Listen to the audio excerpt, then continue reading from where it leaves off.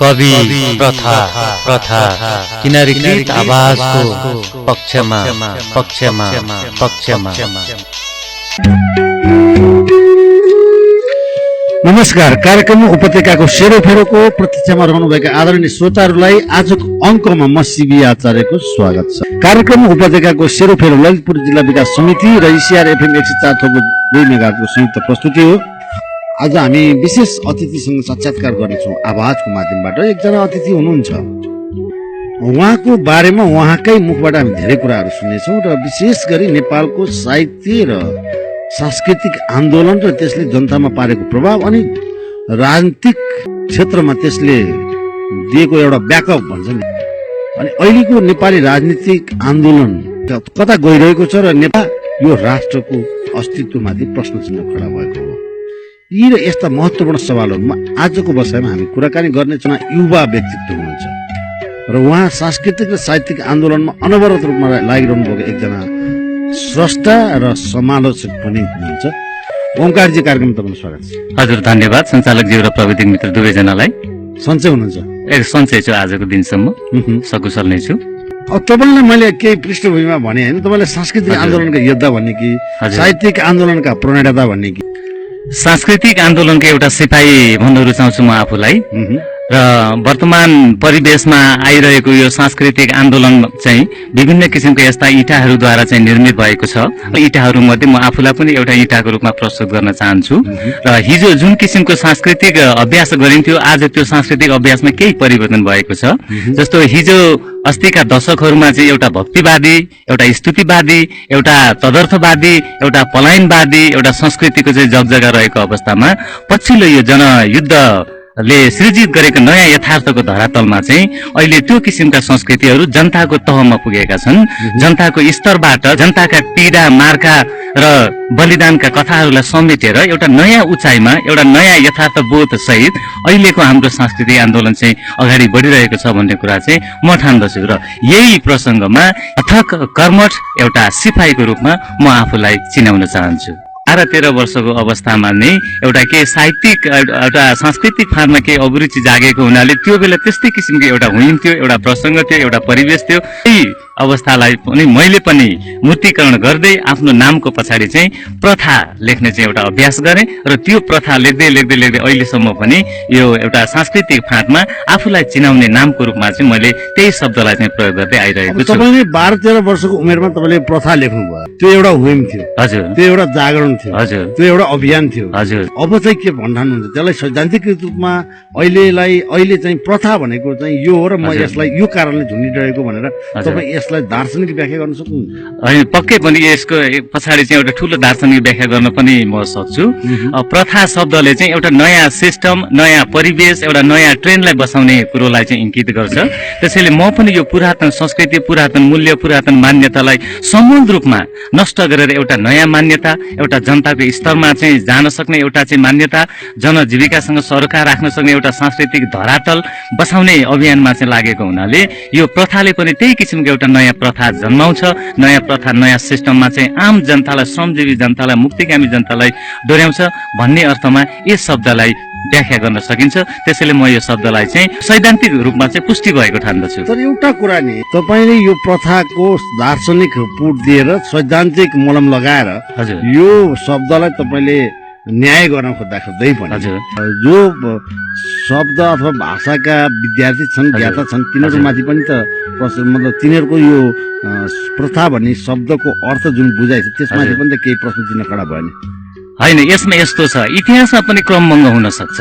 हिजोदेखि आजसम्म चलिरहेका ऐतिहासिक परिघटनाहरूलाई लिएर चाहिँ प्रथा भन्ने शब्दको चाहिँ उत्पत्ति गरियो भने अब ती तमाम रूपमा हिजोका इतिहाससँग सम्बन्धित विभिन्न किसिमका चाहिँ सैद्धान्तिक धरातलहरूलाई चाहिँ परिवर्तन गरेर चाहिँ अब नयाँ इतिहास, एउटा नयाँ परिवेशमा, नयाँ गणतान्त्रिक युगमा चाहिँ देश पनि पदार्पण गरिसकेको छ। यस अर्थमा अब त्यो इतिहासको क्रम भङ्ग गरेर नयाँ प्रथाहरू, नयाँ सिस्टमहरू, जनजनमा चाहिँ नयाँ किसिमका सम्बन्धहरू स्थापित गर्दै जानुपर्छ भन्ने अर्थमा पनि यो प्रथा शब्दलाई एउटा कुरा अहिले विशिष्टीकरण गरेर व्याख्या गर्नुभयो। त्यसमा त पाषाण युग भनेकै अहिलेको चाहिँ नयाँ वैज्ञानिक साम्यवादी युग हो भनेर पाषाण युग भनेर अहिलेको जुन एउटा व्याख्या छ त्यसलाई चाहिँ पाषाण युग भन्ने पनि त भएन हैन तपाईको प्रथाले यहाँनिर कहाँनिर न्याय गर्छ होइन यहाँ यो प्रथा शब्दले चाहिँ ऐतिहासिक परिघटनालाई चाहिँ लगातार रूपमा चाहिँ तानेर ल्याउनु पर्छ भन्ने अर्थमा भन्दा पनि हरेक इतिहासको बीचमा चाहिँ एउटा यस्तो मोडहरू आउँछ जहाँ क्रमभङ्ग भएका पनि छन् त्यसैले क्रमभङ्ग भए पश्चात एउटा नयाँ इतिहास एउटा नयाँ परिवेश एउटा नयाँ सांस्कृतिक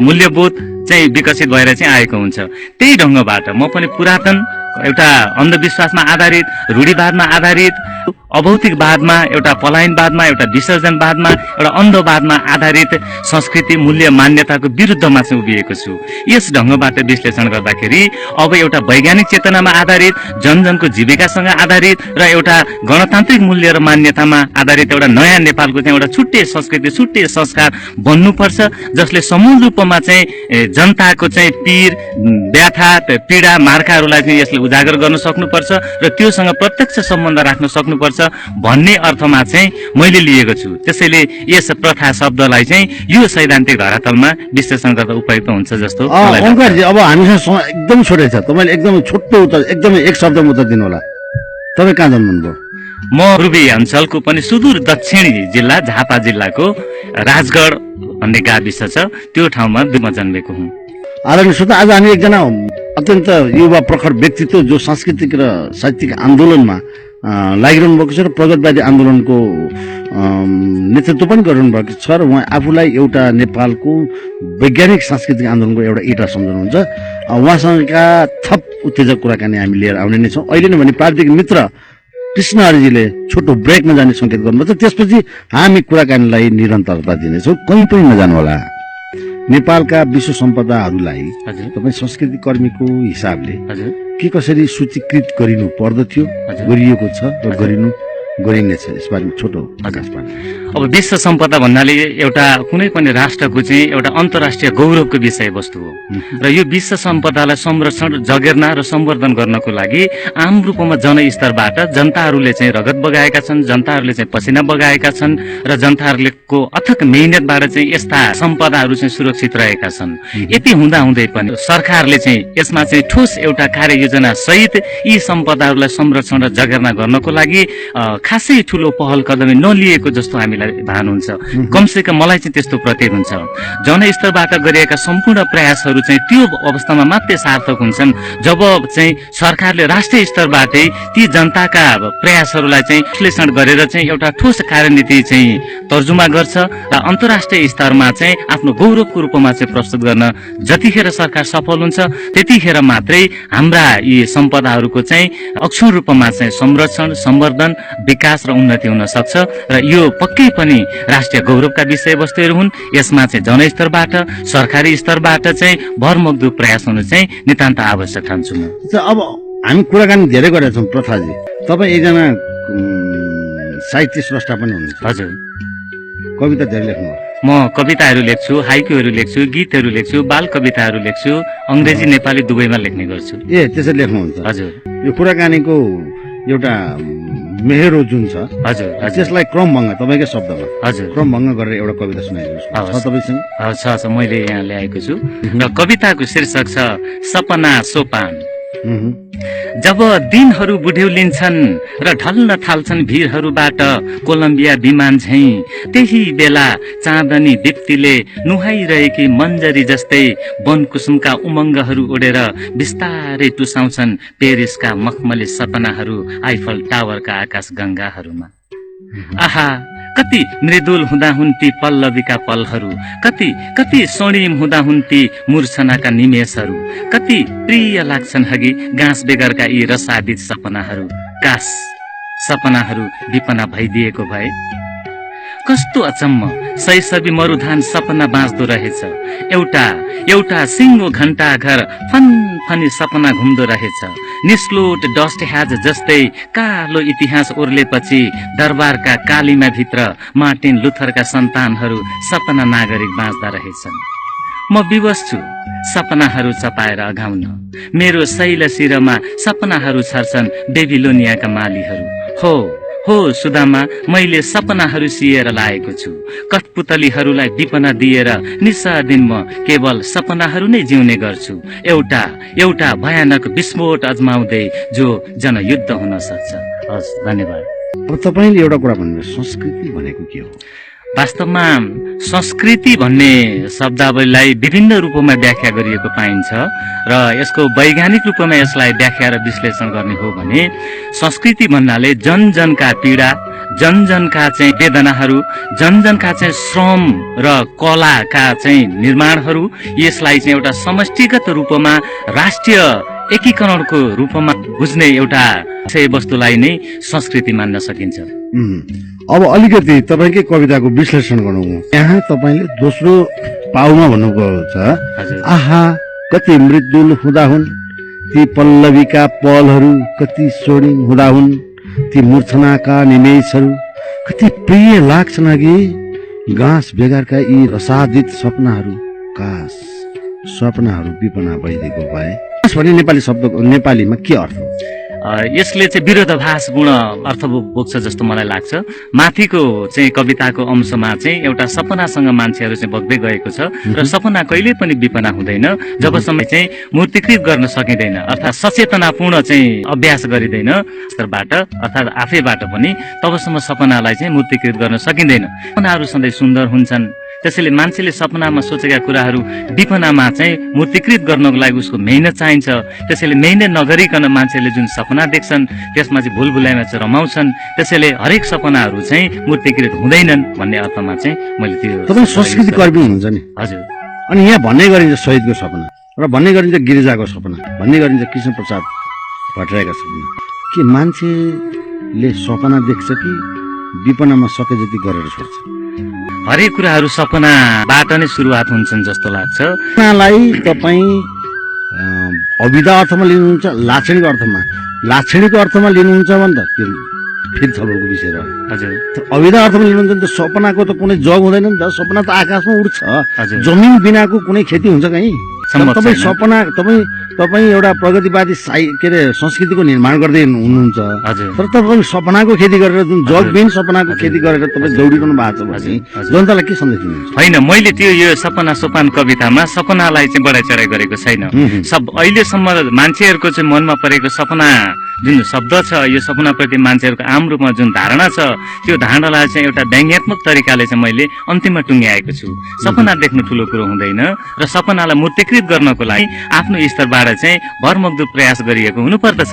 अन्यथा हरेक सपनाहरू सपनामै सीमित हुन्छन्। जबसम्म व्यक्तिले चाहिँ आफ्नो भौतिक प्रयत्न गर्दैन तबसम्म ती सपनाहरू सपनामै सीमित हुन्छन्। त्यसैले त मैले त्यहाँ लेखेको छु सपनाहरू विपना भइदिएको भए भन्ने अर्थमा। तर तपाईँको एउटा सपनाको चर्चा गर्दा सपनाको जमिन हुँदैन र त्यो सपना जमिन बिहीन नै देख्ने गर्दछ। हजुर। र तपाईँको जब सपना टुट्छ, तपाईँ बुझ्नुहुन्छ, यो चाहिँ मलाई बेकार लाग्छ। हजुर। यसमा मेरो कुनै प्रश्न होइन। हजुर। प्रश्न के हो भने सपना भनेर एउटा अविधा अर्थमा पनि सामान्यतया मान्छेहरूले भाषण गर्दाखेरि पनि गिरिजाको सपना साकार पारौँ, पुष्पलालको सपना साकार पारौँ, काल मार्क्सको सपना यो थियो भन्छौँ नि। हजुर। सपना नभएर योजना पो हो र होइन र? हजुर हो, तपाईँले सही कुरो नै अहिले उठान गर्नु भएको छ। वास्तवमा हामी निदाएको बेलामा जुन सपना देख्छौँ, हामीले आम रूपमा प्रयोग गरिएका यो सपना शब्द चाहिँ त्यो निदाएको बेला देखिएको सपना भन्दा पनि एउटा दूर क्षितिजमा कुनै पनि एउटा दूरदृष्टि भएको व्यक्तिले चाहिँ जुन दृष्टिगोचर गरेको विषयवस्तु छ, त्यस विषयवस्तुलाई नै हामीले सपनाको रूपमा चाहिँ प्रयोग गरिएको ठान्नु पर्दछ। यो नै वैज्ञानिक तरिका हो भन्ने मलाई लाग्छ। अब तपाईँ एकजना सांस्कृतिक कर्मी, साहित्यिक स्रष्टा, यी सबै हुँदाहुँदै पनि हजुर तपाईँ त सचेत नागरिक हो नि, होइन? हो। सचेत नागरिकको हिसाबले अहिलेको नेपालको राजनीतिक परिदृश्यलाई हजुर कुन रूपमा हेर्नु भएको छ? हजुर, यो वर्तमान राजनीतिक परिदृश्यलाई विश्लेषण गर्ने सवालमा चाहिँ सर्वप्रथम इतिहासकै सबैभन्दा भीषण, तेजिलो र पेचिलो किसिमको यो वर्ग सङ्घर्षको रूपमा चाहिँ अगाडि बढिरहेको छ। यो ढङ्गको चाहिँ वर्ग बीचको चाहिँ पेचिलो किसिमको लडाइँ चाहिँ इतिहासमा कहिल्यै पनि भएको थिएन। हिजो युद्धकालीन अवस्थामा र अहिलेको शान्तिकालीन अवस्थामा चाहिँ राजनैतिक पार्टीहरू बीच आपसी द्वन्द्व आपसी वैमनस्यता छ। यो चाहिँ कयौं गुणा चाहिँ यो घनीभूत भएर चाहिँ अहिले चाहिँ गएको छ र यो राजनीतिक अवस्थालाई सल्टाउनको लागि पार्टीहरू बीचमा चाहिँ एक किसिमको चाहिँ समझदारी नभइकन वर्तमान राजनीतिक परिदृश्य चाहिँ सुल्झिनेछ भन्ने जस्तो चाहिँ मलाई लाग्दैन। अब एकातर्फ चाहिँ पुरातन सोच बोकेका चाहिँ शक्तिहरू छन् भने अर्कोतर्फ अग्रगामी छलाङ मार्ने सोच बोकेको एउटा शक्ति छ र अहिले मुख्यतः यिनै दुईटा शक्तिहरू बीचको चाहिँ अत्यन्त पेचिलो वैचारिक युद्ध एउटा मुठभेडको अवस्थामा चाहिँ राजनीति केन्द्रीकृत भएको छ जस्तो मलाई लाग्छ। जेठ 14 गते हामी संविधान जारी गर्छौं भनेर हजुर जनतासँग अभिमत भनौं अथवा जनताको भावना अनुरूप यसले आफ्नो समय बढाए। त्यो संविधान बन्ने त कता हो संविधान बन्नलाई अगुवाई गर्ने संविधान बन्नलाई एउटा वातावरण बनाउने एउटा चाहिँ संस्था जो सरकार हो त्यो नै पनि निर्माण अथवा चाहिँ त्यसले पनि पूर्णता नपाएको अवस्था छ। उता अब त्यसलाई नेतृत्व गरेका नेकपा एमाले भित्र पनि भयंकर भीषण चलोको कुरा स्थिति छ र यो माओवादी भित्र पनि निकै ठुलो वितण्ड मचिरहेको छ भनिन्छ बाहिर। यो अवस्थामा कि 14 गते नेपालमा नयाँ संविधान जारी होला वा नभए के हो? हजुर अब संविधान बन्छ या बन्दैन भन्ने कुराको अन्तिम निर्णय गर्ने त राजनीतिक दलहरूले नै गर्लान्। हामी एउटा नागरिकको रूपमा एउटा सांस्कृतिक कर्मीको रूपमा हामी खालि यो कामना मात्रै के गर्न सक्छौं भने सबै पार्टीहरूको चाहिँ आपसी समझदारी गरेर देशलाई निकास दिने काममा चाहिँ अगाडि बढ्छन् भन्ने कुरा चाहिँ हामी कामना गर्न सक्छौं। यहाँले भने जस्तै पार्टी भित्र एउटा आन्तरिक कलह देखिएको जस्तो अवस्था पनि छ। त्यसैले यो आन्तरिक कलहको रिफ्लेक्सन यता राष्ट्रिय राजनीतिमा पनि परेको जस्तो पनि देखिन्छ। यति हुँदाहुँदै पनि यदि दृढ इच्छा शक्ति राजनैतिक पार्टीहरूमा हुने हो भने साँच्चै नै जनताप्रति यिनीहरू जन उत्तरदायित्व वहन गर्दै अगाडि आउने हो भने असम्भव भन्ने जस्तो त मलाई लाग्दैन। यद्यपि यस कुरालाई चाहिँ सम्भव बनाउनको लागि जनतालाई केन्द्रबिन्दुमा राखेर राष्ट्रलाई केन्द्रबिन्दुमा राखेर र अग्रगमनको चाहिँ एउटा जुन राजनीतिक शब्दावली छ अर्जुन दृष्टि भन्ने गरिन्छ एक आपसमा चाहिँ आपसी वैमनस्यता त्यागेर चाहिँ अगाडि बढ्यो भने सम्भव हुन्छ भन्ने चाहिँ हामी केवल कामना मात्रै गर्न सक्ने अवस्थामा छौं अहिलेको अवस्थामा। र मेरो प्रश्न अर्को पनि थियो भएन भने के हुन्छ? हैन अब यसरी भएन भन्ने त एउटा कल्पनाको कुरो आयो। के लाग्छ भने एउटा खास परिस्थितिमा अन्तिम अवस्थामा पुगिसके पछाडि मात्रै एउटा विशिष्ट किसिमको निर्णय गर्ने नेपाली राजनीतिमा एउटा परम्परा जस्तै देखिएको छ। यसो भएको हुनाले अहिले भएन भने के हुने भन्ने ढंगबाट विश्लेषण गर्नु त्यो साइडबाट सोच्नु भन्दा पनि अब हामी यही कामना गरौं कि एउटा विशिष्ट परिस्थितिमा पुगेर सबै राजनीतिक पार्टीहरूले एउटा राष्ट्रको लागि विशिष्ट नै निर्णय गर्नेछन् भन्ने कुरामा आशावादी बनौं।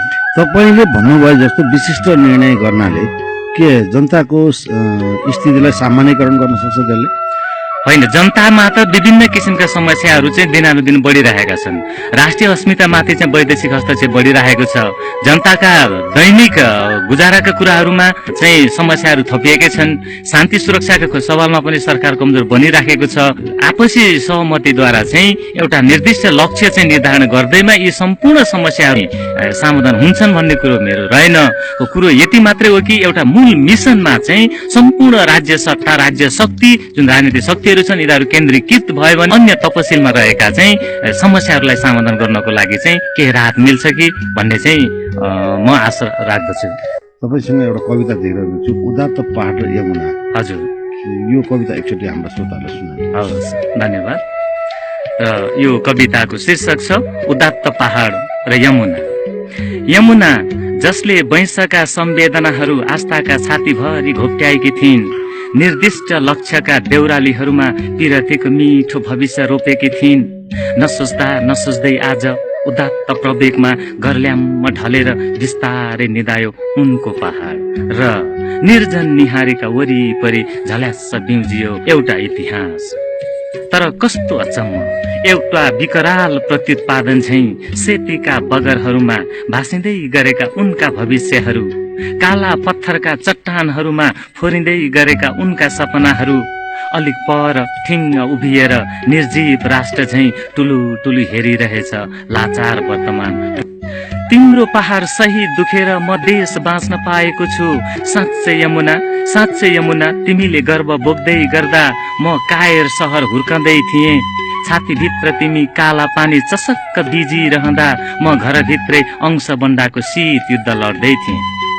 यति मात्र कहाँ हो र, वर्ग प्रेमका उत्कर्ष धुनहरू तिमीले सुसेल्दै गर्दा म प्रजातन्त्रका खण्डहरुमा घरेलु विभीषण जन्मदै थिएँ। यसैले यमुना कृपा गरी एक थोपा मृत्यु पस्केर समाप्त गरिदेऊ मेरो यो देशद्रोही अस्तित्वलाई। हो यमुना, तिमीले स्वर्णिम पहाड हारेर एउटा सिंह युग जितेकी छेउ। अभिशप्त जिन्दगी अफालेर करोडौं उदात्त आयामहरू बाँचेकी छेउ। गौरका राष्ट्रिय शिकारीहरू नागरिक तीर डसेर उग्राइरहेको कठपुतली समयमा माल्यार्पण गरिँदैछ अनगिन्ती शालिगहरूमा। अफसोस यमुना, तिम्रो पहाड भेटिने छैन त्यहाँ। यसर्थ कि जासुसी थैली थन्क्याउने नियति पनि उसले निम्त्याएन। बारदलीबाट जीवनका उमङ्गहरू जुनसँग विनिमय गर्दा गर्दै क्रस फायरमा पनि ऊ परेन। ऊ त वर्ग युद्ध लड्दा लड्दै ढले थियो। ऊ त जनयुद्ध ताप्दा ताप्दै चिरकालीन चम्किलो तारा बनेथ्यो।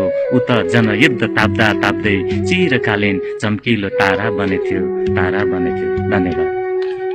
ओमकारजी, तपाईँले अघि एउटा हाम्रो सुरुवाततिर भन्नुभएको थियो कविता लेख्छु भन्नुभयो नि। हजुर तपाईँले इङ्ग्लिसमा लेख्नु भएको थियो? हजुर, म अङ्ग्रेजीमा पनि लेख्ने गर्छु। सुनाउनुहुन्छ अहिले? हुन्छ, म सुनाउँछु। सुनाइदिनुहोस्। मेरो कविताको इङ्ग्लिस कविताको शीर्षक छ द ट्रोडन लाइफ।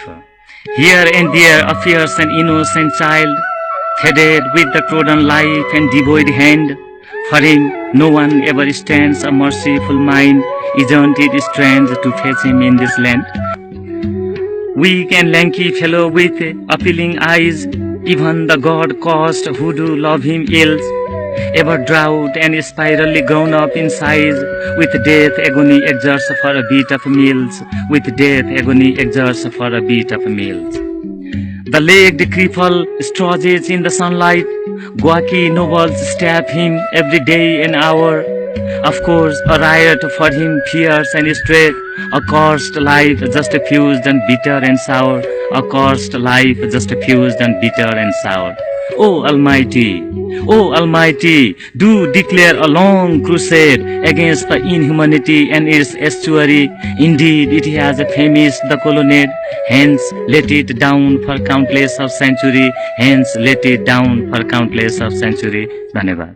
के भन्नु खोज्नुभएको? यो एउटा कुल्चिएको जिन्दगी, जो एउटा निर्दोष बालबालिकाहरू हुन्छन् जसलाई समाजद्वारा बहिष्कृत गरिएको हुन्छ, र यस्तो बच्चाहरूको जिन्दगी एउटा सम्पन्न एउटा समाजका कथित बुद्धिजीवी भनाउँदा मान्छेहरूले नै त्यस्ता बच्चाहरूलाई चाहिँ एउटा श्रमको रूपमा युज गरिरहेका हुन्छन् र तिनीहरूको जिन्दगी चाहिँ अत्यन्त दर्दनाक हुन्छ। र यसबाट पार पाउनको लागि चाहिँ उनीहरूले चाहिँ एउटा लामो धर्मयुद्धै छेड्नुपर्ने अवस्था छ हाम्रो समाजमा। तब मात्र समृद्ध समाजको चाहिँ स्थापना गर्न सकिन्छ भन्ने। अब तपाईँको यो कविता इङ्ग्लिसमा हामीले सुन्यौँ। हजुर, यसमा तपाईँको विशेष गरी किशोर र बालबालिकाको विषयमा र त्यसको भविष्यको विषयमा तपाईँले गम्भीर चिन्तनका साथ कविता लेख्नु। हजुर, त्यो अङ्ग्रेजीमा लेख्नु भएको छैन? हजुर, अङ्ग्रेजी। नेपालीमा चाहिँ लेख्नु भएको छैन? नेपालीमा यसको भर्सन छैन। यसको भर्सन नभए पनि बाल कविता लेख्नु भएको छ? बाल कविताहरू प्रशस्तै छन्, सुन्न पाइन्छ। र बाल लयमै म यो वाचन गर्नेछु। र कविताको शीर्षक छ मान्छेको मनमा देउता। घन्टी त बज्छ टिङ टिङ मन्दिरमा हरेक दिन, भन्देऊ न दिदी लौ मलाई के हो नि कुरा सब खोलाई। बहिनीले सोचिन मैसँग म अब सोधुँ कोसँग, लौ सुन साथी म भन्छु जानेका कुरा सब कहन्छु। मन्दिरमा देउता बस्छन् रे सबैका दाता उनै हुन् रे, दर्शन गरे खुसी हुन्छन् ठुलो मान्छे बन्ने वर दिन्छन्। भाइले त भने थियो मलाई ज्ञानको पोको फुकाए, मान्छेले मान्छेलाई भर दिन्छन् न तिम्रो दैव मन्दिरमा छन्। पाखण्डी प्रपञ्च कति बुन्छौ आखिरी मर्दा के पोलान्छौ, छट्टुका बाहना अनेक छन् दिन दुखी अभागी हुन् भन्छन्। उसको भाग्य दैवको बर अभागी सबै घाट नघर, श्रमिकको भागमा खाली हात श्रम चोरलाई सधैँ सँगै खातमाथि खात देउताको घर पवित्र छ अछुतले टेके नाश हुन्छ मान्छेलाई विभेद गर्दैछन् आफू खस्ने खाडल खन्दैछन् लुटेराहरूका घुमाउने चाल श्रम गर्ने अछुत कस्तो कमाल मन्दिरमा होइन देउता रे मान्छेको मनमा हुन्छ अरे महाकवि अङ्कलले भनेका छन् साराले सत्य मानेका छन् यस्तोको सानो भाइ ठान्दछ गाँठी कुरो उसले भन्दछ नौटङ्गी छल कपड अनेक 12-27 कुरा जानेका यस्तो कुरा भाइले बिसायो आडम्बरी ढोगीलाई नङ्ग्यायो साह्रै गुण लायो नि हामीलाई धन्यवाद छ भाइ तिमीलाई। हजुर धन्यवाद। तपाईँले यो निकै मिठो कविता लेखिरहँदा हुँदाखेरि हाम्रा श्रोताहरूलाई कस्तो लागिरहेको छ भन्दाखेरि तपाईँ यति राम्रो स्रष्टा हुँदा हुँदै पनि तपाईँ किन सङ्कलित रचना लिएर बजारमा आउनुहुन्न भन्ने होइन यो सङ्कलित रचना लिएर आउने भन्ने सोचाइ गर्दा गर्दै अहिलेसम्म ल्याउन सकिएको छैन तैपनि फुटका रूपमा विभिन्न पत्र पत्रिकाहरूमा चाहिँ प्रकाशित भइरहेका छन्। अच्छा अब तपाईँको अर्को कविता कुनै छ भने हाम्रो श्रोताले र मसँग अर्को एउटा कविता छ र कविताको शीर्षक छ के सक्छौ नाभिमा झिर उधिनेर ओभनमाथि झुन्ड्याइएको कछुवा झैं प्रज्वलित धरापहरूमा अन्तिम छटपटी पर्खिरहेका कठपुतलीहरू हो के भन्न सक्छौ कति उत्सर्गका उद्दीप्तिहरूले छङछङिँदै बग्ने गर्छ उन्मुक्तिको सार्वभौम सप्तसिन्धु स्वर्ग प्रेमका अद्भुत महासागरहरूसम्म सायद तिम्रो लघु आयतनको क्षितिज भन्दा धेरै धेरै पर छ यो प्रश्न भइगो मथिङ्गल नघुमाऊ अनुमति छैन रखेलहरूलाई प्रभुहरूका स्वार्थ विरुद्ध सोच्ने द्रौपदी जुवा थाप्ने भीरु युधिष्ठिर तिमी हल्का रहौ यसैले त मेरा कुमारी सपनाहरू उखलेर ढुक्कले विभीषण माथि रहेछौ अर्थहीन जिन्दगीका खोरहरूमा रुसलाम भुड्काका चुस्कीहरू सुन्तली धामीका आबरूमाथि टिल पिलाउँदै बहुलाएको बेला मन्त्रीका कोठीहरूमा नाबालक सरिता बलात्कृत भए झैं मृदुल बासन्तीका अस्मिता माथि इब्राहिमको आतंक नाचिरहेका कठपुतलीहरू हो के अनुमान गर्न सक्छौ कति मृत्युका सन्तापहरू छिचलेर अंकुराएका हुन्छन् जीवनका गतिशील पल्लवीहरू उदात्त बलिदानका कुसुम कुञ्जहरूमा सक्दैनौ तिम्रो चुम्बकीय परिगुम्बा भन्दा अझै माथि छ यो तथ्य अबोध प्रेमिकाका कौमार्यता बेचेर सिंहासनको दुराभिष्ट राख्ने तिमी जस्ता रति रागी शिखण्डीलाई स्वाधीनताको अनमोल महिमा त्यति नै छ जति वेश्यालयका शासकहरूलाई वैंश झरेकी कुरूप मञ्जरीको हुन्छ